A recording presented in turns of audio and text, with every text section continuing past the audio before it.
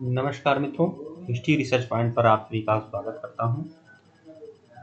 NCERT history का master test series चल रहा है और यह मास्टर टेस्ट सीरीज संख्या 5 है मित्रों।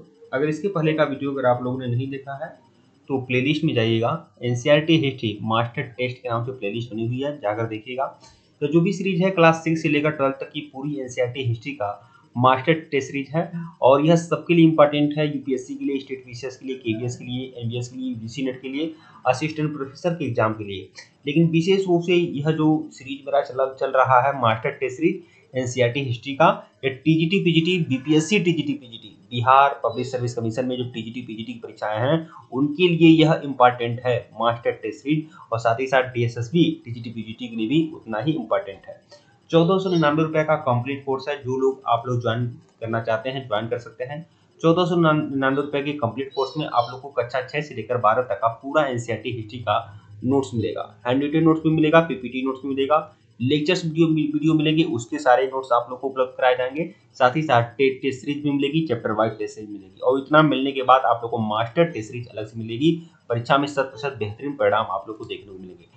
तो हमारा ऑफिशियल व्हाट्सएप नंबर डिस्क्रिप्शन में है और ऊपर भी हमारा ऑफिशियल व्हाट्सएप नंबर शो हो रहा है। यहाँ पर भी हमारा ऑफिशियल व्हाट्सएप नंबर है 8318397276। आप हमारे ऑफिशियल व्हाट्सएप नंबर पर मैसेज कर सकते हैं। तो वीडियो के क्रम से अगर देखा जाए तो यह टेस्ट सीरीज संख्या 5 है, ठीक है। वैसे पीडीएफ में यह टेस्ट सीरीज संख्या 2 है, लेकिन वीडियो के क्रम से देखा जाए तो टेस्ट सीरीज संख्या 5 है। एक टेस्ट सीरीज में मैं 10 क्वेश्चन ही करा रहा हूँ, ठीक है। तो इसके पहले का वीडियो नहीं देखे हैं तो प्लेलिस्ट में जाइएगा। एनसीईआरटी हिस्ट्री मास्टर टेस्ट के नाम से प्लेलिस्ट बनी हुई है, प्लेलिस्ट में जाइएगा और सभी वीडियो को देखिएगा। आइए शुरुआत करते हैं। तो टेस्ट सीरीज संख्या 5।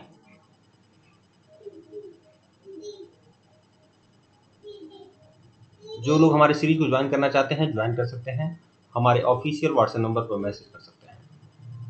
प्रश्न है कि 1717 में मुगल सम्राट द्वारा ब्रिटिश ईस्ट इंडिया कंपनी को दिए गए शाही फरमान से कौन से अधिकार प्राप्त हुए थे। तो 1717 का जो शाही फरमान दिया गया था फर्रुखसियर के समय में ब्रिटिश ईस्ट इंडिया कंपनी को, उसमें कौन कौन से अधिकार प्राप्त थे। तो 3 ऑप्शन है, देख लीजिए। तो कंपनी को बिना कर चुकाए बंगाल से अपने सामान के आयात निर्यात की छूट प्राप्त हो गई, सही है। भारतीय व्यापारियों और कंपनी के कर की दर को एक समान कर दिया गया था। कलकत्ता से होने वाले व्यापार पर कर वसूलने का अधिकार कंपनी को प्राप्त हो गया, तो यह तो सही है। लेकिन भारतीय व्यापारियों कंपनी की कर की दर को एक समान कर दिया गया, यह बातें सही नहीं है। तो कौन सा कथन सही है। तो 1 और 3, 1 और नहीं 1 और 2, हाँ देखिएगा, क्षमा करिएगा, 1 और 2 आपका सही है। मतलब एक सही है आपका और 2 सही है, ये 3 ऑप्शन सही नहीं है। तो ये होगा आपका 1 और 2, मतलब विकल्प ए जो है आपका सही है। व्याख्या देख लीजिएगा, व्याख्या में बहुत सारी चीजें क्लियर हो जाएंगी। केवल पहला और दूसरा कथन ही सत्य है। 1717 में मुगल सम्राट के एक शाही फरमान द्वारा अंग्रेजों को बहुमूल्य विशेषाधिकार मिले थे। इस फरमान के अनुसार कंपनी को बिना कर चुकाए बंगाल से अपने सामान का आयात निर्यात करने की छूट की आजादी मिल गई थी और इन मालों की आवाजाही के पास या दस्तक जारी करने का अधिकार था। कंपनी के कर्मचारियों को भी निजी व्यापार की छूट थी। हालांकि उनको फरमान की सुरक्षा प्राप्त न थी, उनको वही दर कर देने पड़ते थे जो भारतीय व्यापारियों को देने पड़ते थे। यह फरमान कंपनी और बंगाल के नवाब के बीच झगड़े का मूल वजह बन गया। इससे एक तो बंगाल की सरकार को राजस्व की हानि होती थी, वहीं दूसरे कंपनी के कर्मचारी दस्तक का दुरुपयोग निजी व्यापार के कर न चुकाने के लिए करते थे। अगला प्रश्न देखिएगा, प्रश्न संख्या 12 देखिएगा। प्लासी युद्ध के प्रमुख कारण क्या थे। प्लासी का युद्ध जो हुआ था 1757 को हुआ था, 23 जून 1757 को। तो प्लासी के युद्ध के कारण क्या थे, क्या प्रमुख कारण थे। तो कंपनी के द्वारा कलकत्ता की किलेबंदी करना, बिल्कुल यह कारण था। कलकत्ता आने वाले भारतीय माल पर कंपनी के द्वारा भारी कर वसूल करना, यह भी सही है। सिराजुद्दौला के द्वारा कासिम बाजार की अंग्रेज फैक्ट्री पर कब्जा करना, यह भी सही है। तो प्लासी के युद्ध के सभी कारण थे 1, 2 और 3, मतलब विकल्प डी। व्याख्या देख लीजिएगा। 1756 में सिराजुद्दौला बंगाल का नवाब बना। उसने अंग्रेजों के सामने मांग रखी कि वे जिन शर्तों पर मुर्शिद कुली खां के जमाने में व्यापार किया करते थे उन्हीं शर्तों पर अब व्यापार कराएं। अंग्रेजों ने इस बात को मानने से इनकार कर दिया।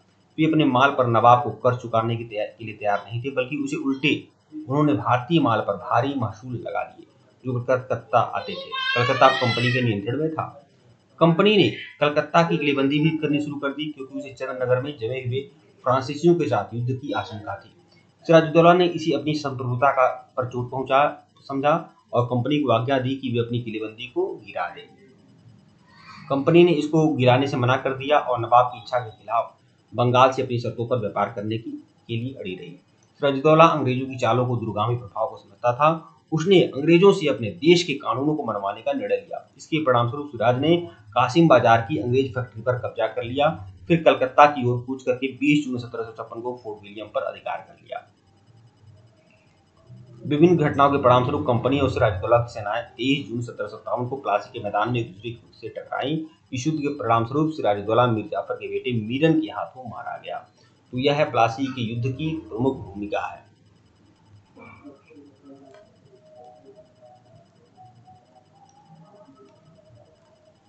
प्रश्न संख्या 13 देखिएगा।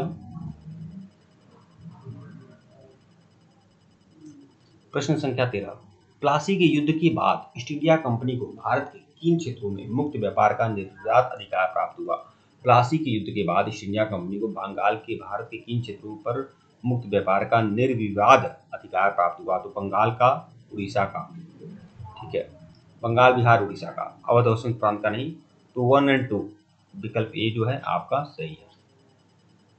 व्याख्या देख लीजिएगा। प्लासी के युद्ध के बाद अंग्रेजों ने मीर जाफर को बंगाल का नवाब घोषित कर दिया। फिर उससे इनाम मांगने लगे। कंपनी को बंगाल, बिहार, उड़ीसा में मुक्त व्यापार का निर्विवाद अधिकार मिल गया। कंपनी को कलकत्ता के पास 24 परगना की जिम्मेदारी भी मिल गई। प्रश्न संख्या 14 देखिएगा। यह जो भी क्वेश्चन मैं आप लोगों को करा रहा हूँ, ये सभी एनसीईआरटी के महत्वपूर्ण सीरीज है, जो टीजीटी और पीजीटी दोनों के लिए काफी इंपॉर्टेंट है। तो जो लोग हमारे सीरीज को ज्वाइन करना चाहते हैं, ज्वाइन कर सकते हैं। प्रश्न संख्या 14 देखिएगा। मीर जाफर के बाद अंग्रेजों ने मीर कासिम को बंगाल का नवाब बनाया। यह बातें सही है। दूसरा, मीर कासिम ने बंगाल में अतिरिक्त व्यापार पर लगने वाले सभी महसूल को खत्म कर दिए। बिल्कुल, यह भी सही है। मीर कासिम ने यूरोपीय तर्ज पर एक आधुनिक और अनुशासित सेना खड़ी करने का प्रयास किया। यह भी सही है। ठीक है, तो 1, 2 और 3 तीनों बातें सही है। विकल्प डी, मीर कासिम के बारे में तीनों बातें सही है। उपरोक्त सभी कथन सही है। प्लासी के युद्ध के बाद अंग्रेजों ने मीर जाफर को बंगाल का नवाब बनाया, मगर वह जल्दी से पछताने लगा। मीर जाफर को जल्द ही पता लग गया कि कंपनी और उसके अधिकारियों की सभी मांगें पूरी कर पाना अब असंभव है। परिणामस्वरूप अंग्रेजों ने मीर जाफर की जगह मीर कासिम को बंगाल का नवाब बना दिया। मीर कासिम भी अंग्रेजों की शोषणकारी नीतियों को जल्द ही समझ गया और वह जल्द ही बंगाल में उनकी स्थिति और चालों के लिए खतरा बन गया। मीर कासिम एक योग्य और कुशल प्रशासक था, इसलिए उसने सार्वजनिक अव्यवस्था को संभालने और राजस्व प्रशासन से भ्रष्टाचार मिटाकर अपनी आय बढ़ाने और यूरोपीय तर्ज पर एक आधुनिक सेना खड़ी करने का प्रयास किया। मीर कासिम ने 1717 की फरमान का दुरुपयोग रोकने की कोशिश की, क्योंकि कंपनी के नौकर अपने भारतीय व्यापारी मित्रों को दस्तक भेज देते थे और इस तरह से वे करों से बच जाते थे। इन दुरुपयोगों का कारण ईमानदार और भारतीय व्यापारी बेईमानी से भरी प्रतियोगिता से बर्बाद हो जाते थे। इसलिए नवाब ने कड़ा कदम उठाया और आंतरिक व्यापार में सभी महसूल खत्म कर दिए। इस तरह उसने अपनी प्रजा को वही छूटें दे दी जो अंग्रेजों ने बलपूर्वक प्राप्त की थी। प्रश्न 15 देखिएगा। 1764 के बक्सर के युद्ध में 1764 को बक्सर का युद्ध हुआ था, 22 अक्टूबर 1764 को। तो 1764 के बक्सर के युद्ध में ईस्ट इंडिया कंपनी के विरुद्ध किन शासकों का गठजोड़ था? ईस्ट इंडिया कंपनी के विरुद्ध किन शासकों का गठजोड़ था? तो यह था मीर कासिम, शुजाउद्दौला, अवध का नवाब शुजाउद्दौला और शाह आलम द्वितीय, मुगल सम्राट शाह आलम द्वितीय। तो विकल्प बी जो है वह आपका सही है। व्याख्या देख लीजिएगा। अंग्रेजों के साथ अनेक लड़ाइयां लड़ने के बाद कंपनी ने 1763 में मीर कासिम को बंगाल के नवाब के पद से हटा दिया।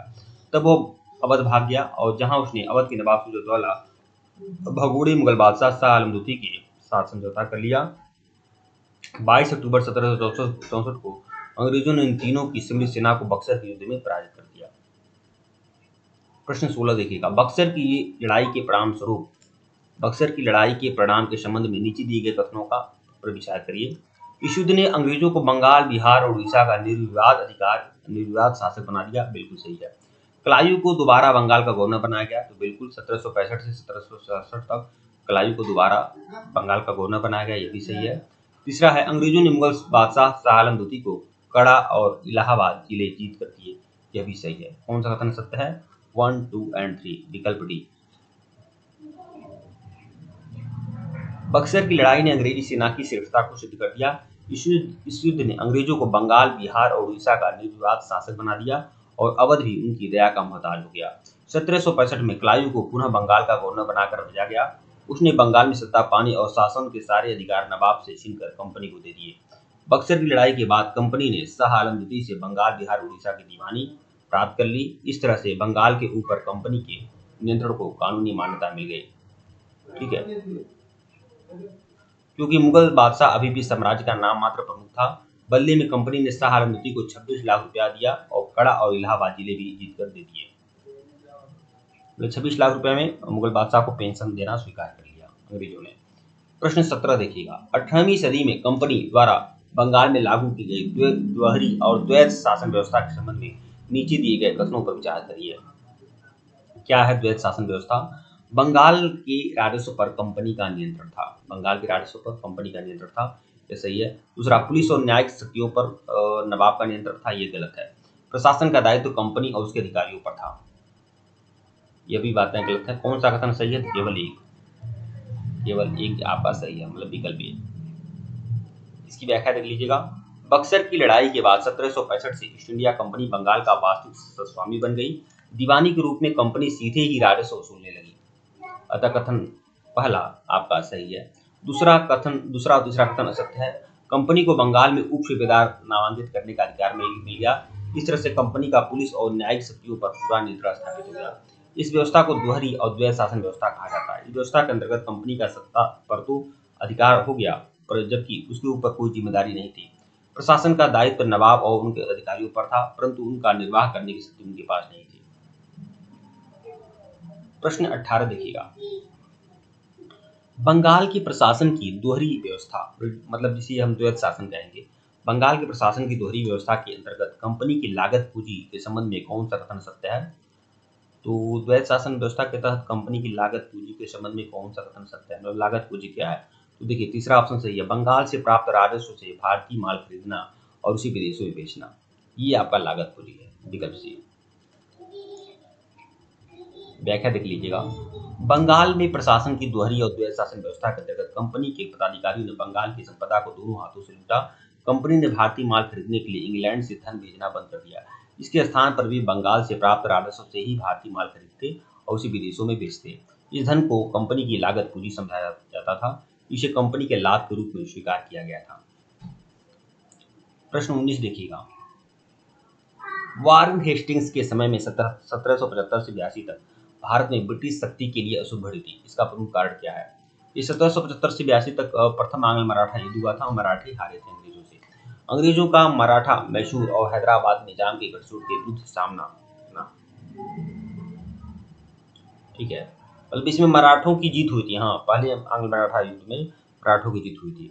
तो देखिए, अंग्रेजों का मराठा, मैसूर और हैदराबाद के निजाम के गठजोड़ के विरुद्ध सामना करना, बिल्कुल। मराठा, मैसूर और हैदराबाद के निजाम तीनों ने मिलकर अंग्रेजों को हराया था। अमेरिकी जनता का अंग्रेजों के विरुद्ध विद्रोह करना, कुल मिलाकर 1776 में अमेरिकी जनता का विद्रोह हुआ था, अमेरिकी क्रांति हुई थी। अंग्रेजों का बंगाल के पर से नियंत्रण समाप्त होना, ये तो बिल्कुल गलत है। तो सही कौन है? 1 सही है और 2 सही है। तो 1 और 2 सही है, मतलब विकल्प डी आपका सही है। 1775 से 1782 तक का समय भारत में ब्रिटिश शक्ति के लिए बहुत अशुभ था। सभी मराठा सरदार पेशवा नाना फडणवीस की ओर से एक हो गए और दक्षिण भारत के शासक भी अपने बीच अंग्रेजों की उपस्थिति से चिढ़े हुए थे। इस घड़ी का फायदा उठाकर हैदर अली और निजाम ने कंपनी के खिलाफ युद्ध छेड़ दिया। इस तरह से अब अंग्रेजों को मराठों, मैसूर और हैदराबाद के निजाम के शक्तिशाली गठजोड़ का सामना करना पड़ा। 1776 में अमेरिकी जनता ने अंग्रेजों के खिलाफ विद्रोह कर दिया। इस लड़ाई में अंग्रेजों की लगातार हार हो रही थी। फ्रांसीसी अपने प्रतिद्वंदियों की इन कठिनाइयों का फायदा उठाना चाहते थे और उसका भी मुकाबला अंग्रेजों को कठिन करना पड़ रहा था। प्रश्न 20 देखिएगा, सबसे आखिरी प्रश्न। सालबाई का संबंध किस युद्ध से है? सालबाई की संधि जो है, इससे हुआ था प्रथम आंग्ल मराठा युद्ध। पहली आंग्ल मराठा युद्ध हुआ था 1775 से 1782, ठीक है। और इसी युद्ध में सालबाई की संधि हुई थी। इसी सालबाई की संधि से प्रथम आंग्ल मराठा युद्ध का समापन हुआ था। तो विकल्प बी जो है आपका सही है। प्रथम आंग्ल मराठा युद्ध साल बाई के संधि के साथ स्थगित हुआ था। इस युद्ध में किसी की जीत नहीं हुई, किंतु अंग्रेज उसे 20 वर्षों के लिए मराठों की ओर से निश्चिंत हो गए थे। इस समय मराठा भारत की सबसे बड़ी शक्ति थे जो ब्रिटिश कंपनी को चुनौती दे सकते थे। इसके अलावा साल बाई की संधि के कारण अंग्रेज मैसूर पर दबाव डालने में सफल रहे, क्योंकि मराठों ने उनसे वादा किया था कि वे हैदर अली से अपनी खोई हुई जमीन वापस लेने में अंग्रेजों की क्या करेंगे, सहायता करेंगे। इस प्रकार अंग्रेज एक प्रकार फिर भारतीय शासकों में फूट डालने में सफल रहे। ठीक है मित्रों, वीडियो को लाइक और चैनल को सब्सक्राइब करेगा, टेलीग्राम को बिल्कुल ज्वाइन करेगा, लिंक डिस्क्रिप्शन में दिया गया है। अगर इसके पहले का वीडियो नहीं देखे हैं तो प्लेलिस्ट में जाइएगा, एनसीईआरटी हिस्ट्री मास्टर टेस्ट के नाम से प्लेलिस्ट बनी हुई है, प्लेलिस्ट में जाइए और सभी वीडियो को देखिएगा। और एक सीरीज में केवल 10 क्वेश्चन ही करा रहा हूँ आप लोग का, और यह मास्टर टेस्ट सीरीज संख्या 5 था मित्रों। ठीक है, और हमारा ऑफिशियल व्हाट्सएप नंबर डिस्क्रिप्शन में है, ऊपर भी हमारा ऑफिशियल व्हाट्सएप नंबर शो हो रहा है। आप लोग मैसेज कर सकते हैं, जिनको भी हमारे कोर्स को ज्वाइन करना है ज्वाइन कर सकते हैं। 8318397276 1499 रुपये का कंप्लीट कोर्स है।